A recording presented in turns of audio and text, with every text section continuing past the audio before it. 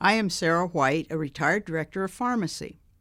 In my career, I have experienced pharmacy moving from a predominantly male profession to including more females, and from women staying home raising their children to dual career couples, where both the husband and wife have satisfying careers.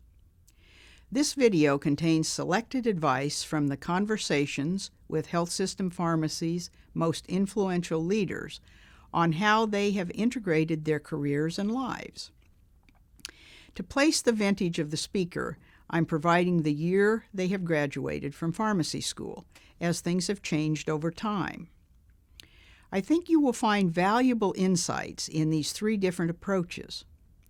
I also recommend that you ask those you work with to tell you how they are attempting to balance their careers and lives. I doubt you will find anyone who thinks they are doing it well, but you can collect ideas that may be helpful to you. Our first influential leader is Susan Cantrell, a 1983 graduate who is currently leading the Drug Information Association, having previously practiced in home care and been on the ASHP staff, developing and leading the ASHP Advantage program. She is enjoying her grandchildren, having raised her own children while working full-time. In her conversation, she outlines an initiative she is involved in regarding women in top leadership positions. Using your experiences, how have you integrated your life? Because you're a woman who has that dual role. It's not always easy, is it? And I don't think the challenge is unique to women either. I look in my own personal life, my husband and I, we both have challenging positions, and we always have.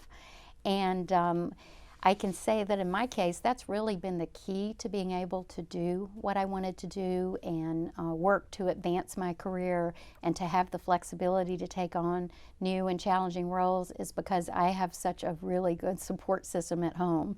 And I hope my husband thinks the same. We really have a sharing of responsibility. There have been times that one person's career has had to take precedent over the others in some of the decision-making.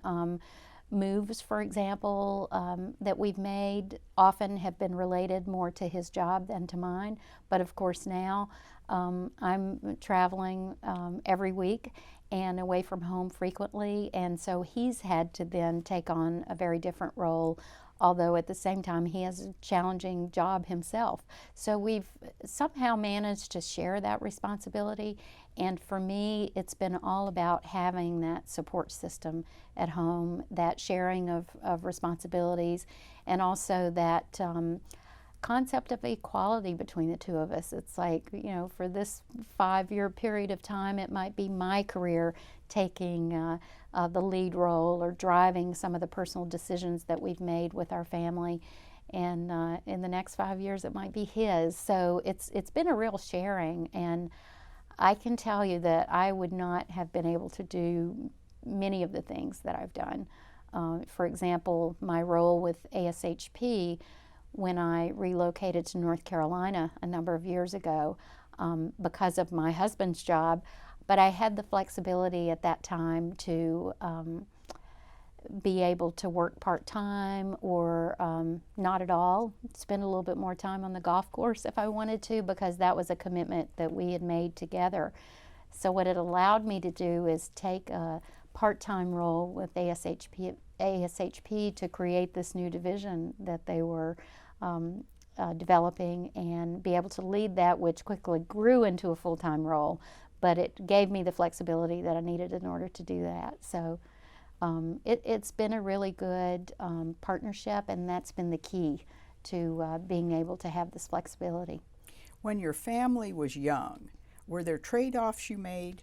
Could you discuss some of those for the audience? Absolutely, and I would say probably travel, you know, is the most challenging because in an ideal situation, we would want for one of us to be at home all the time. And sometimes that just wasn't possible. And when you have young kids at home and they're in school, they need their parents, they need the support system in place. And so we really had to work at how we managed that and make some trade-offs. And, you know, I could look back now, Sarah, when the kids were small and give you many examples. I'd prefer not to, if you don't mind, but I could. Many examples of where I was faced with a decision, or my husband was faced with a decision of, I need to do this for work, but I need to do this for home. And probably more often than not, work won out in those decisions. And, you know, being much farther down the path now, I look back on some of those and I think, gosh, I really, given the chance for a redo on that, here's what I probably would have done. But at the same time, when you talk to our kids about it, they don't think they missed out on anything because of that. So they understand it as well. So I think there are so many trade-offs that you have to make, especially when you're, I have a friend who wrote a book about it. He calls it super couple syndrome. And when you have super couple syndrome, two people in very demanding jobs, you always have to make those trade-offs and decisions. And sometimes you might wish that you had an opportunity to rethink those. Did you, my term, buy services like maids or nannies or things to help you? Absolutely, we did. Especially not so much nannies for a live-in type of arrangement, but when we both traveled, we certainly had to have reliable childcare. And so we were really fortunate to be able to find often the grandmother types, women who had retired from work, but were looking to pick up a little extra money and really enjoyed being around children. And I know when we lived here in the Washington area, we had a woman who stayed in our home to keep the children, and she really enjoyed the kids, and so she would call and ask us to take them to amusement park or a play or what have you. And so really, when you can find someone like that who shares your values for child raising and is interested and motivated, likes to be around kids, maybe even has grandchildren, but they're not close by, then that's a great situation. And that really got us through a lot of the time. Next, you will hear from Lucinda Maine, a 1980 graduate who shares her approach. She is currently the Executive Vice President and Chief Executive Officer of the American Association of Colleges of Pharmacy, having also been faculty, interim dean, and on the APHA staff. Her conversation traces her leadership journey and involvement in professional organizations, as she was the student national president when in school. You and your husband, who is also a pharmacist, would be what we call today a dual career couple that have had children. Talk about advice on how to balance both having a fantastic career with a satisfying personal life. What advice do you have? I've recently had a number of young people, women especially, ask me this question. And as I reflect on how I did it, and I'm an N1, I did it very linearly. I went to pharmacy school and then graduate school. And that, with the exception of working in pharmacy along the way, I didn't try to do that with a husband or children. And so I got grounded educationally. And then I launched my career well before I met Dan. And so was pretty established professionally by the time we met and married. I was 31. I don't mind admitting that. And then we worked together in separate venues.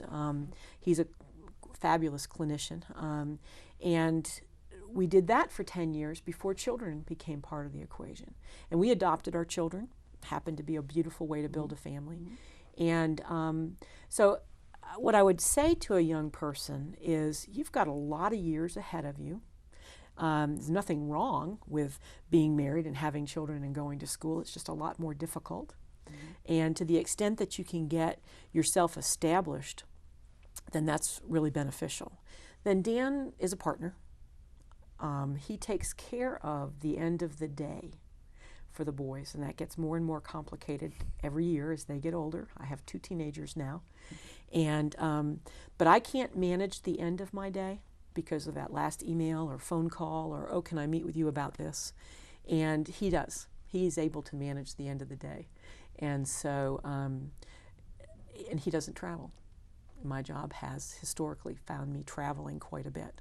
And so that partnership, that shared responsibility, I do the grocery store, I do a lot of those other kinds of errands, and it just works out that neither of us, hopefully, takes on an extraordinary burden in any one of those dimensions, but we balance it out based on our strengths. Now, has he always worked full-time once you had the children? No. Actually, he's got out of working for a hospital pharmacy and launched his own consulting business about a year before the boys came home. And he had some flexibility in that regard. I would say that over the course of the last 14 years, he's probably worked somewhere between 2/3 and 75–80% time. Mm-hmm. And so I do admit to young people that if you've got 2 people who are working 100+% time, mm-hmm. that you have to buy a lot of the services that we are able to get away with not buying, whether that's yard care or house care or nanny care or whatever.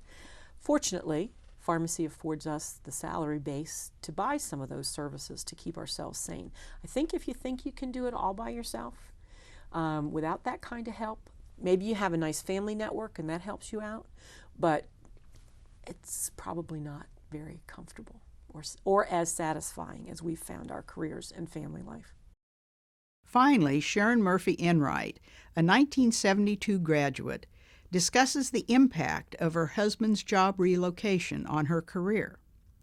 She'd been on the ASHP staff for 11 years prior to needing to move.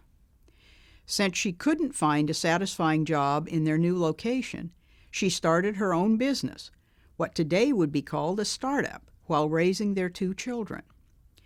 In her conversation, she describes being a business owner, selling it to a major corporation, and continuing to follow her passion to currently being the course master for the ASHP Foundation's PLA, Pharmacy Leadership Academy.